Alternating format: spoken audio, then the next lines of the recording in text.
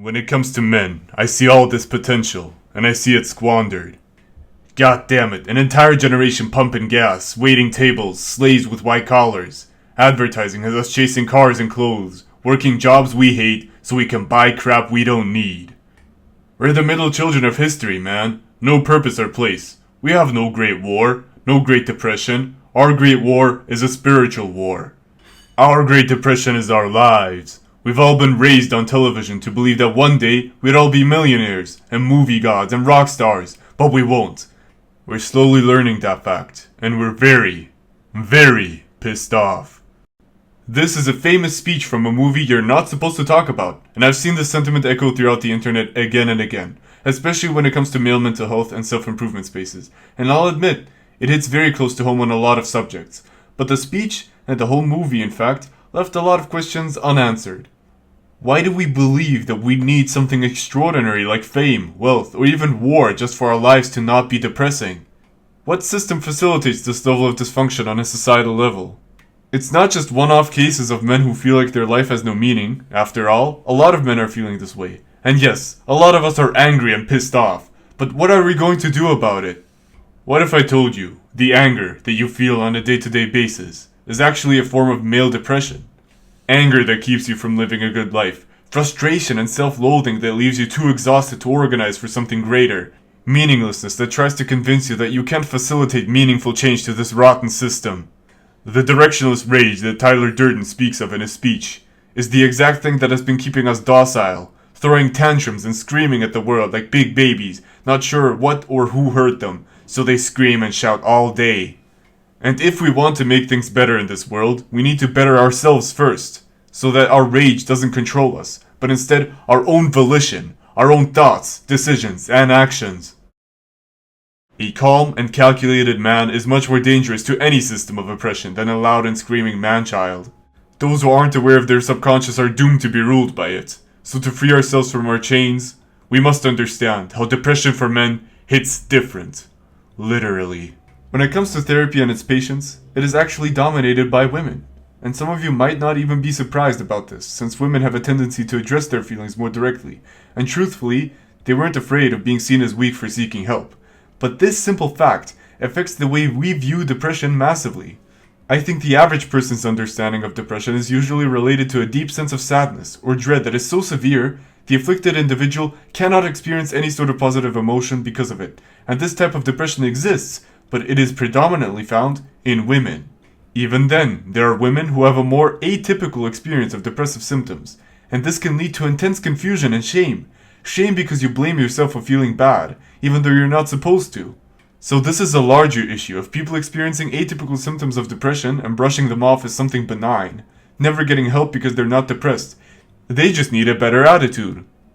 And they either live continuously in a state of apathetic misery, or eventually die due to self-termination, because no matter what you did, you just felt terrible. So because men tend to have a different experience of depression, they never know that they needed help in one way or another, or change. Hell, I'm a man who's interested in psychology, and even I didn't know that depression in men was different.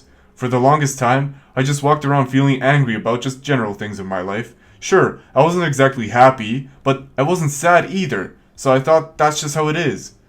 You know, life is tough, and I just gotta suck it up sometimes. The only reason I found out is because I was doing research on depression for one of my previous videos and I got hit with an absolute bombshell.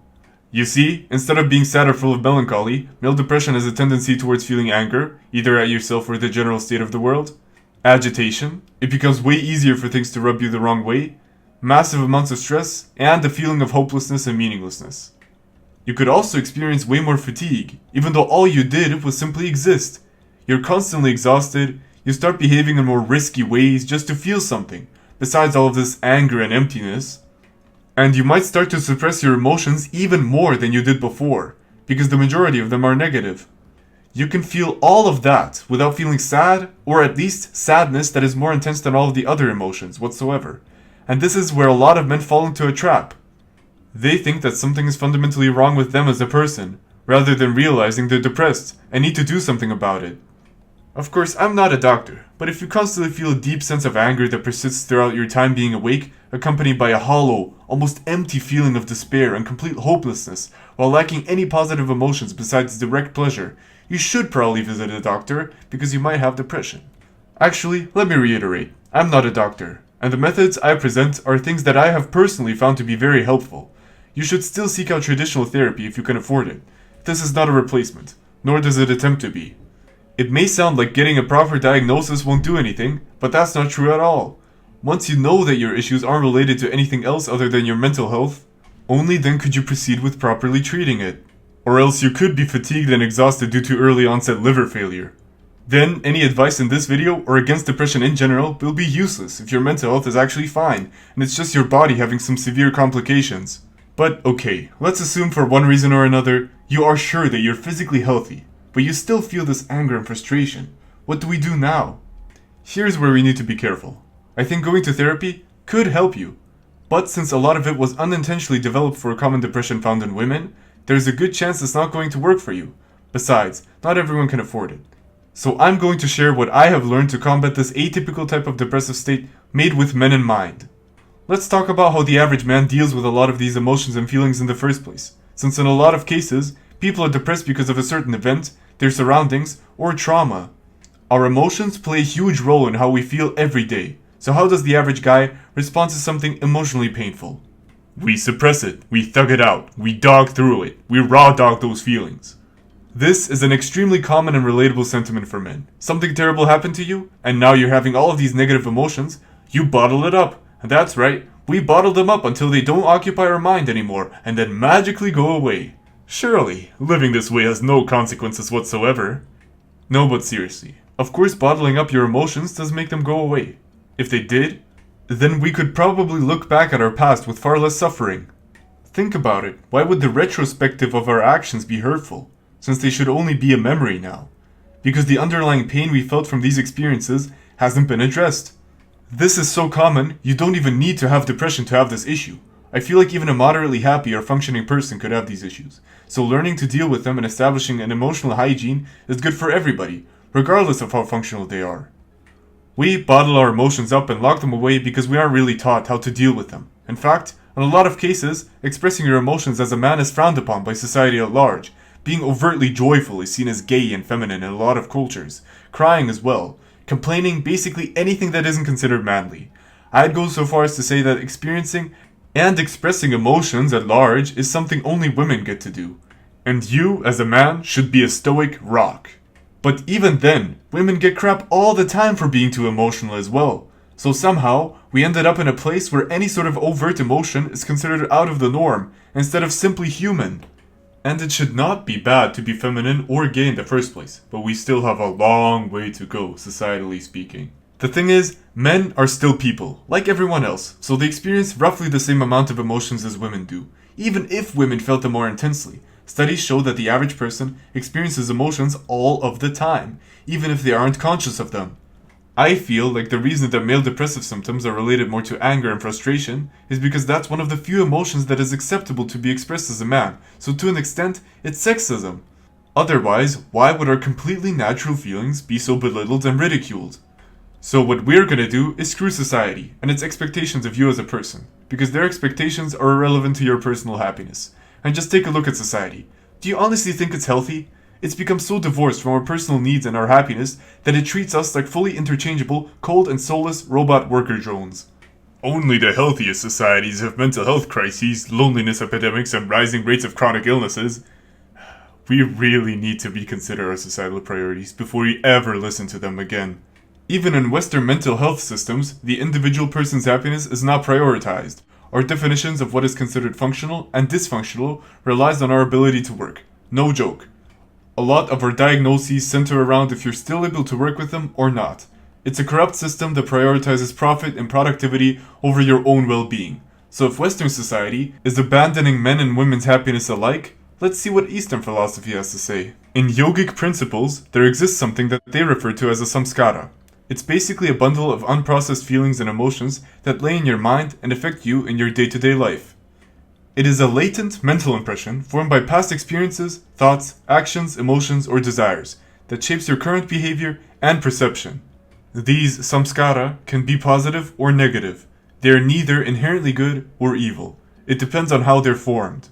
For example, you fell and hurt yourself as a child, so you instinctively cry about it. Normal reaction for a child. Then, your mother picks you up and says, "Boys should never cry. It is bad to cry." This leaves a mental impression on you from a young age which will affect your future behavior. If you are wondering why therapists seem to be obsessed with your past, it's likely because your emotional imprints from the past made you the person you are today, and identifying them is a crucial step for your betterment. Of course, not everything that happens to you creates a deep emotional imprint. The severity of the samskara is also determined on whether you act on it or not. With our example of the authoritative mother figure, your instinct as a child would likely be to follow your mother's commands, deepening your samskara. This is also why parents can make or break you. Their authority throughout your childhood years can create some of the deepest emotional wounds and scars, since they have time to fester from a young age, and a child does not instinctively question authority. In some ways, Squidward was objectively right when saying it all started the day I was born. To me, a negative samskara functions like a mental scar, more or less. So if you're struggling to understand the concept, think of yourself getting scarred mentally. So throughout our day-to-day life, we tend to occasionally accumulate these mental scars. In fact, it's normal. Life is traumatic. I think it would be an exception if you went through life while never experiencing any severe hardship that leaves a lasting impact on you, which is also why I find it so strange that we aren't really taught how to deal with these emotions. For context, I had to research Eastern and Western philosophical and psychological concepts and ideas just so I was able to start constructing a working model for dealing with and identifying my emotions. This is completely unreasonable to expect of an average person. So if you feel like this is all your fault, don't be too hard on yourself. This is an absolutely massive systemic and societal issue. We experience emotions all the time, so bottling them up will inevitably result in some sort of crash out, or just a deep state of unwellness that leads you to hate your life. Our traditional methods of thugging it out and dogging through it don't solve the issue. They just put it in the back of your mind, where it can fester and poison you, slowly. And usually, the emotions we tend to bottle up the most are related to pain. It's uncomfortable or painful to think about them, so you just don't. But if you want to start healing, we need to directly address these painful thoughts and feelings. If you're listening carefully, we tend to put our samskars in the back of our mind, in our subconscious. So to be able to even address them in the first place, we have to learn how to be aware of them and how to bring them forward into your conscious mind. You might be not so blissfully unaware that you have a mental scar built up, so what we're going to do is sit down, calm ourselves, and ask ourselves some questions. We need to start looking inward. Next time a certain negative emotion arises, stop yourself and think, am I really feeling it out of nowhere? Or is there actually a reason for it? For example, you actually don't always feel angry, but when you are ignored, you respond with anger because as a child, having a tantrum would get you attention. And your parents might have unintentionally seeded this behavior, and that samskara turned into how you subconsciously handle being ignored to this day. So in your day-to-day life, you're constantly being ignored, so you constantly feel angry, and you don't like being ignored because you already feel like you're not important as a person, and will be forgotten at the drop of a hat. So there we go. You impact this person's true reasons for how they feel. In men specifically, they have a huge issue with identifying any sort of emotion accurately, so they think that they feel nothing, although as we know, we constantly feel emotions, unless you're a psychopath. Of course, if you're blind to your own emotions, we're not going to get anywhere, so we need to start from somewhere. For me personally, the emotion wheel helped me determine my emotions better, and the biggest factor to overcoming this sort of emotional blindness for me was to recognize that pain is also an emotion and that usually our pain comes from somewhere. It acts as an arrow to show you where you need healing. Then, what I found to be immensely helpful was to write down how I was feeling, and ask myself why I was feeling like this. Writing your thoughts down forces your brain to put your abstract fears and problems into concrete words, which you can analyze far easier. This is also why journaling is so often recommended in the self-help space, because it provides us a map of our thoughts, so to speak, and it can prevent looping thoughts, where we go over the same issue over and over again, thinking that analysis alone will eventually solve it, and not actions. Actually, if you feel like your reactions to a certain situation feel disproportionate or almost automatic, and it's the same response every time, that's a big indicator of a mental scar. This repetitiveness can even be observed in your behavioral patterns. Do you for some inexplicable reason end up with the same type of crazy woman who destroys you emotionally when dating? Do you tend to have the same conflicts with your friends or loved ones? For example, you always have to explain to them why you end up passed out in the basement in a puddle of soy sauce on a Monday night. It could be the samskara poking through again. This is why documentation of your thoughts and actions are crucial. You've likely adapted these patterns for a reason, and that's what we're looking for. I've actually noticed this about people as a whole. Our shortcomings are usually always the same, even though we can improve upon them, at least in theory. For example, I had a strong belief that I was bad at math, so I didn't bother learning it since I was bad, which made me worse at it, reaffirming my beliefs and resulting in a vicious cycle. Then I realized that you have to learn math to be good at it, but I never even start since I assume my failure is inevitable. It created a self-fulfilling prophecy. Now math is largely harmless if you're not in school or studying, but you can have these beliefs about anything, and you have to convince yourself that the first step to getting better at your shortcomings is through practice and being bad at it for a bit before you become good at it. Another good indicator of a mental scar would be getting triggered at something seemingly mundane or ordinary, like looking at a dog, then subconsciously remembering the time a dog attacked you viciously, and then suddenly feeling afraid because of that dog. So basically being triggered could be a major indicator that there's something deeper. Moving on with exposing our subconscious, your desires can be a huge indicator of samskaras. For example, for some reason, you really want to go on a bike trip that spans across half of Europe. When asked about it, you say you think it would be fun, but actually, you feel like your life is passing you by, as you have continuously lived it purely through inaction. So you feel like you need to rebel against the inaction by doing something extreme, and cycling across half of Europe in just 3 weeks with no previous training or even any sort of preparation is definitely extreme. Do you see how this person's actual problem lies within the fact that he feels like he's wasting his life by mostly being inside all the time and never talking to people, and not because of the fact that he wanted to try something new? The biking trip was merely a symptom of larger subconscious issues. If this feels oddly specific, it's because that was a real case from a friend of mine. Despite him not being a professional Tour de France long-distance biker who has never done such a trip before, like even on a small scale, he was dead set on doing it, and it turns out that it was likely a reaction to the samskara. That's why we also need healthy coping mechanisms, since our brains can come up with the most insane solutions that might even end your life. Also, just for the record, same goes for intense aversions, like thinking you will literally 100% die if you talk to a woman. Clearly, there's some deep-rooted, unprocessed issue there that needs to be addressed. Sometimes you'll have to ask yourself, who taught me that? Clearly, that mindset has to originate from somewhere. Or what am I trying to protect? My own feelings? The pain of rejection? With enough questioning, you will hopefully find the answers, and of course, don't forget to write them down, so they're easier to remember. And since we're talking about Eastern philosophy, meditation is a great tool to identify all of your thought patterns and witness them. You can even attempt to treat some of them by doing exercises like reaching the end of thought, for example, and bringing your fears to a logical conclusion. While meditation can help you realize that your fears were actually unfounded, and breathwork can help you calm down as well. After all, yoga practice in itself is a form of healthy coping mechanism. It's a very long subject, which you should research more thoroughly on your own, since I don't want this YouTube video to be 10 hours long. So if you weren't meditating already, and practicing things like yoga or tai chi, I would recommend them. From my experience, they are very calming, and introspective practices. We need the introspection to identify what is us and what's not, since some of our beliefs were never actually ours to begin with. And you can trap yourself into just following orders since it's been instilled in you. Basically, what we're trying to achieve is what is taught in cognitive behavioral therapy, where we identify a certain reoccurring or negative thought, we challenge it by poking holes in it with questions like, what evidence do I have for this, and is it valid? Have I felt this before and been wrong? Would I say this to someone I love, or even a stranger? Am I being too hard on myself? We can struggle with loving ourselves and thinking about ourselves in rational terms. So imagine you've got a person with all of your qualities and characteristics.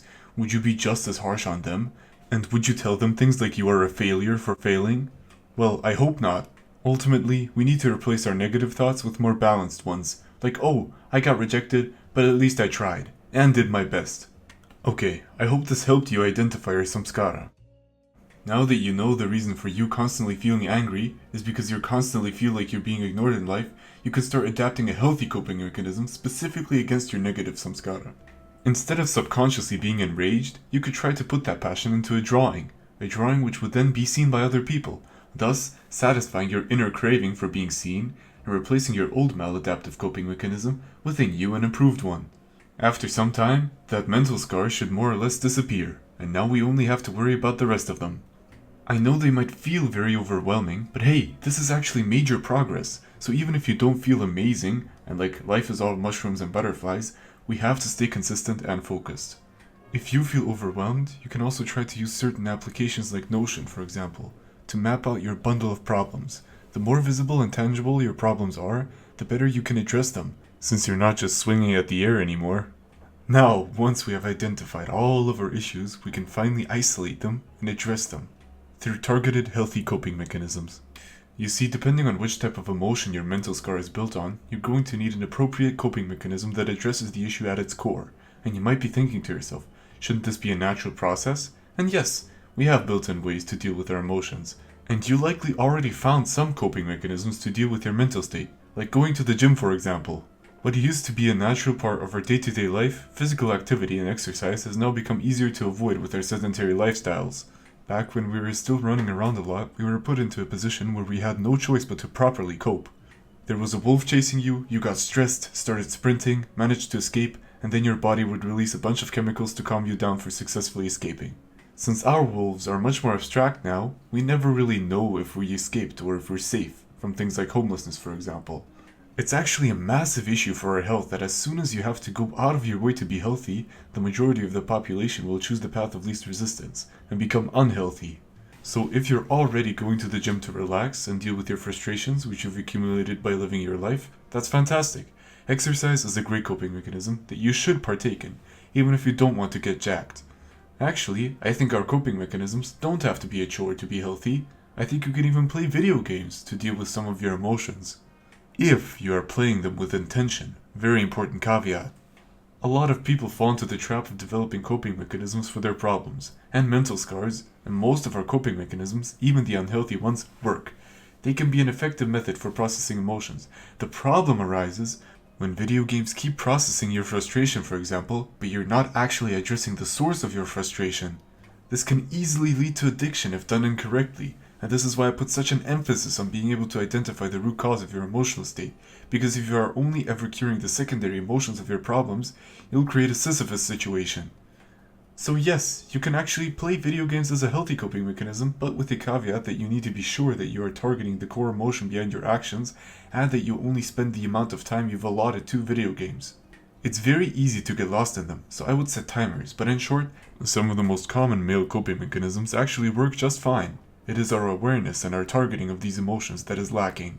I have seen this problem especially in grieving men who have lost a loved one. Grief can create incredibly powerful samskara, good and bad, and the reactions to it can wildly differ, but from my experience, going to the gym isn't going to make these feelings of grief go away. One of the best ways of dealing with it is surprisingly by crying. You see, men on average don't feel a lot of sadness, and a lot of men are taught not to cry to be more masculine or macho. In reality, bawling our eyes out is the natural way we deal with these emotions, and I think a lot of men would benefit from properly grieving and letting it all out. Crying is literally a built-in way to deal with grief, and it will release a cocktail of chemicals to deal with your grief. It's a pretty effective response. Actually, I think a lot of us do cry about our loved ones when we're grieving, but we do it when no one is looking in the middle of the night into a pillow. And as a man, nobody has to know. You can just keep it to yourself since a lot of people have internalized negative responses to men crying.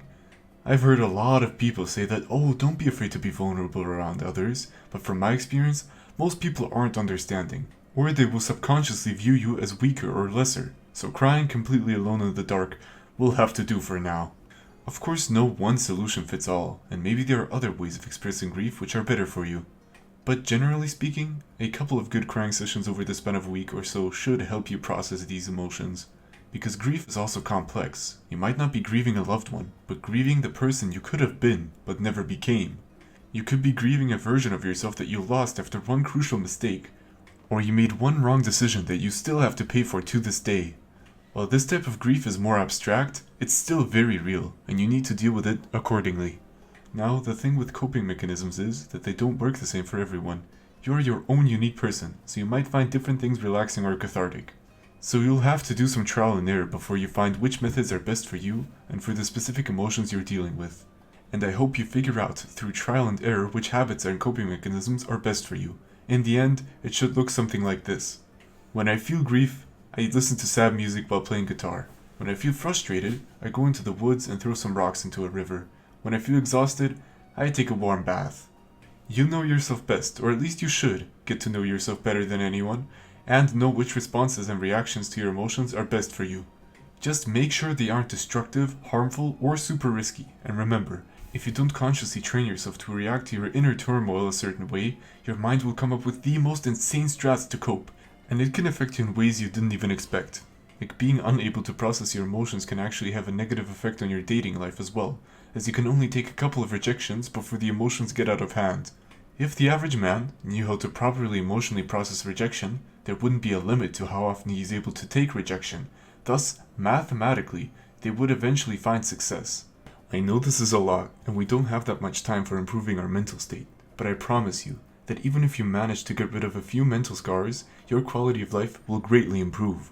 And for our last step, we need to set up an emotional hygiene ritual, where even if you don't feel that bad, you still continue to do these actions to prevent mental scars from forming. And ultimately, our goal is to replace all of our negative emotional imprints and samskaras with positive ones, where you associate accomplishments with joy, for example.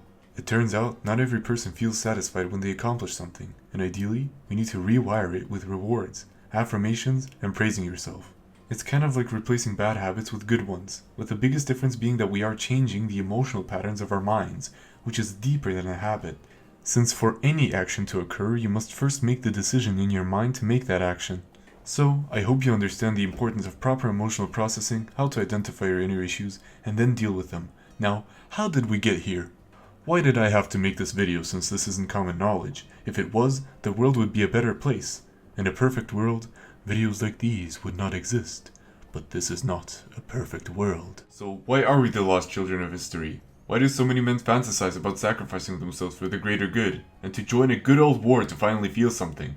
Well, there you have it. That's the point, isn't it? To make you so miserable that you desire something as terrible as war, or an apocalyptic event so you don't have to go to work anymore. You want meaning? We can sell it to you in the form of sports cars and luxury mansions. The system was rigged against you from the start. You were meant to feel this horrible. You were meant not to be taught how to emotionally self-regulate. The majority of our issues in the West are solvable, but only the few get access to them. This may sound like a conspiracy theory, but actions are much louder than words. What else am I supposed to assume when literal billions of dollars are put into the war machine every day, while we have an ongoing mental health crisis? The people are screaming for help. Everybody's been feeling progressively worse, yet little is done about it. Even though the average person has the capacity to help and heal themselves if you teach them how. So, I assume it's easier to have a scared population, to have people divided, to have us blindly follow their lead, as our minds are too weak and too distracted to find our own meaning. Because that's the thing. Do some of you feel a deep sense of meaninglessness behind all of this? Do you struggle to justify the amount of suffering you experience? That's because you're surviving, and not living. As long as we are in this state of finding enough strength just to get through the day, we don't have the strength or the time left to find our meaning. According to Maslow's hierarchy of needs, we need food, shelter, and safety first. And this is true. Subconsciously, these will be our goals, even if we're consciously looking for something deeper, since we don't actually starve or feel that much hunger. We're still surviving, since one bad month could put a lot of people into financial ruin. And of course, being depressed causes you to be in a lot of pain, so logically, you want to get rid of that pain. But you can't, which makes you even more depressed. This is why healing ourselves and dealing with our issues is so important. Not just for our mental health, but it's crucial to us on an existential level.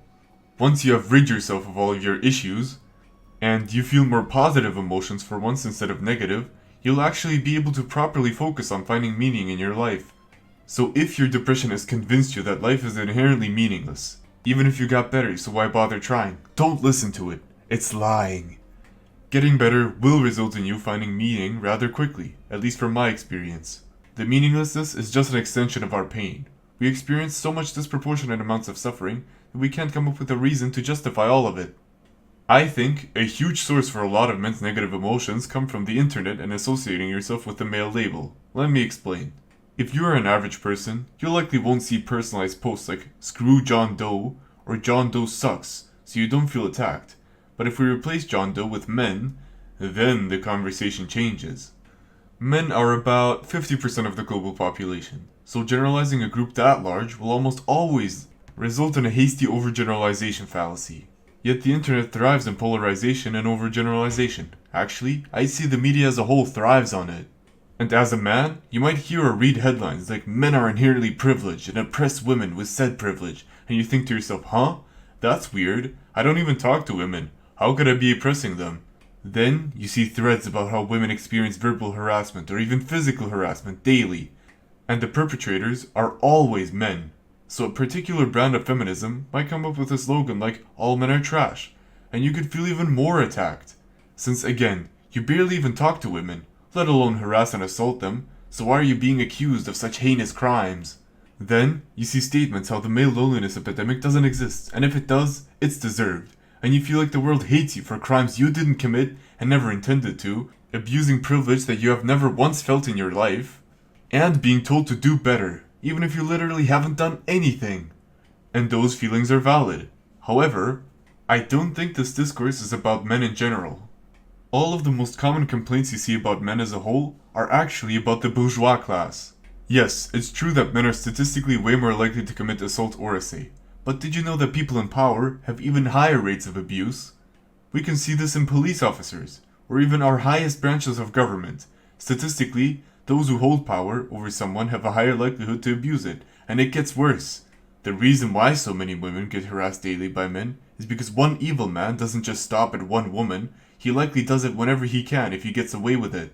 A small percentage of men ruin the rest of the game for every other man, simply because being an awesome, kind, and loyal husband will make one woman very happy. But if you're a POS who only wants to fulfill his filthy urges at the cost of others, you could potentially negatively affect hundreds or even thousands of women in your lifetime. One terrible experience with men can traumatize a woman for life, while making a woman the happiest she can be takes time, dedication, and effort. The average man isn't committing the crimes.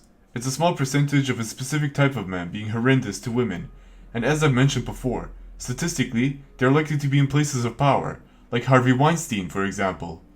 SA'd many women throughout his disgusting existence, or even worse, Jeffrey Epstein. How many young girls' lives has this high-profile scumbag ruined? The government is actively protecting his clientele who likely supported his evil doing, and the reason they're not releasing the list is because they're on it. The current government is completely compromised, through and through. Billionaire Sean Combs gets to walk free, even though there's video evidence of him attacking a woman, and it turns out he threw parties so freaky, a Diddy party has become slang for SA events, where you're gonna be touched in ways you won't like. And it took decades to finally convict R. Kelly, even though he was guilty as hell. I could go on all day.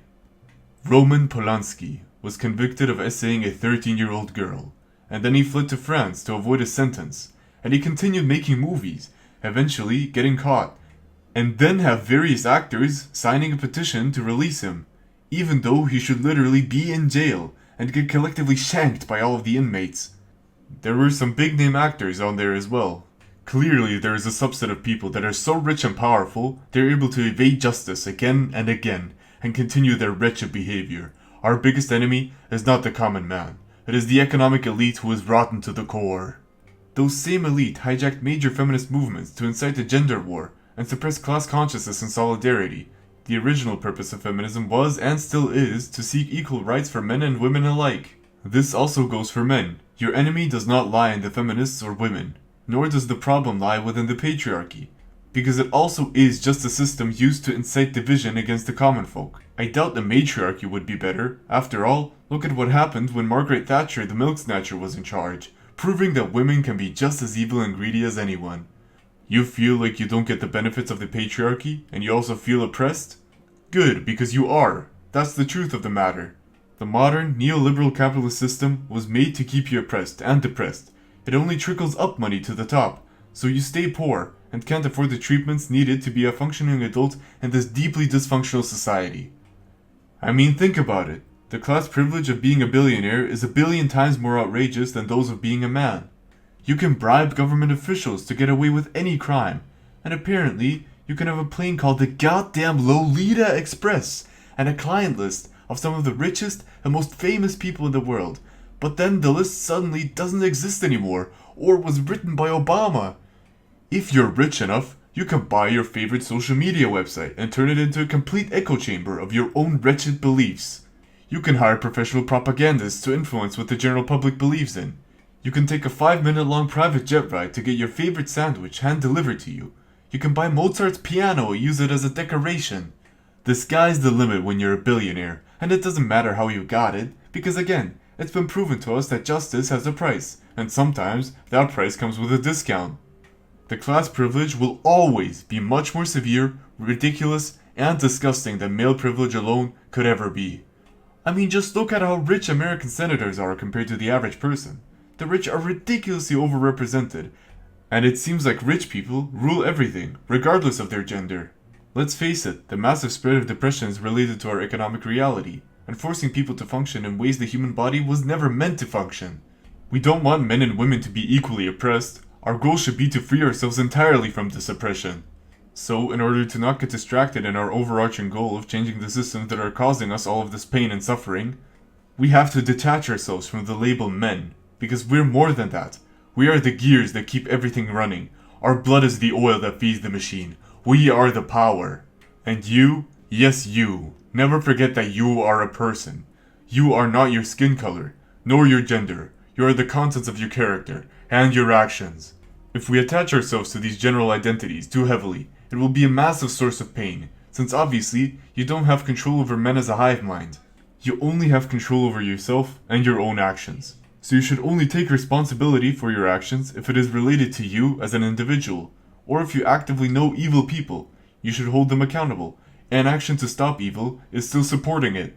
But while our responsibility and our actions are individualized, our identity should, in my opinion, be more attached to communities. The obligation of being a man according to society is purely controlling, and it doesn't stop at gender. If you were born a black man, for example, acting like a man wouldn't be enough. You'd also need to act black, meaning having to act in an even more hyper-masculine manner just to be accepted. Or let's say you're Serbian.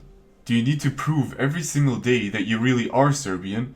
And are you not Serbian enough if you don't display your nationality like a badge of honor?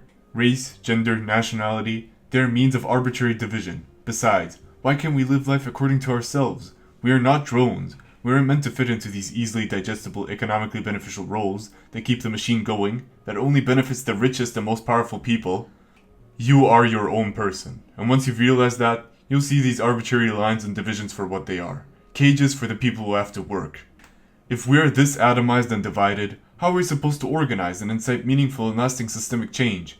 We can't, so instead of being punished as a collective and being told that making the world better is entirely our own personal responsibility, I think we should reverse the roles, punish the wrongdoers only, and seek to incite change in the world as a collective. Now, your alarm bells might be going off, since there are a lot of grifters and scammers out there who love to take advantage of vulnerable and depressed men.